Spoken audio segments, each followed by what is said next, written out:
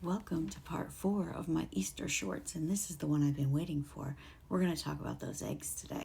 Now, we talked about Tammuz and Ishtar, sometimes called Inanna, Astarte, Aphrodite, Semiramis. She has many names, and so does Tammuz, her lover. Today we're going to talk about how the eggs became a symbol of this.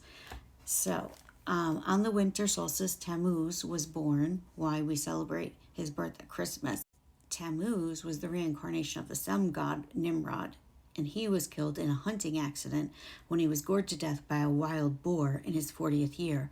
Those who worshipped the son of the sun god then set aside 40 days of weeping for Tammuz. That's what Lent is, one day for each day of his incarnation, each year of his incarnation, in which they would deny a worldly pleasure for his pleasure in the afterworld. And see Ezekiel 8 for that. I showed it in my video 2 days ago. Well, Yahuwah hates that.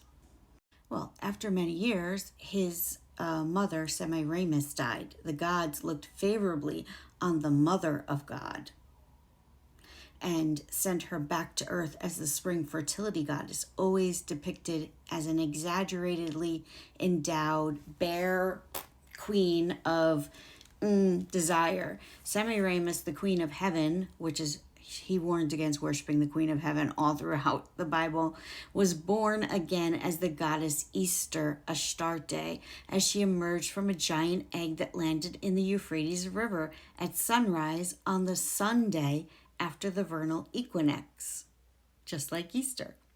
To proclaim her divine authority, she changed into a bird, into an egg-laying rabbit.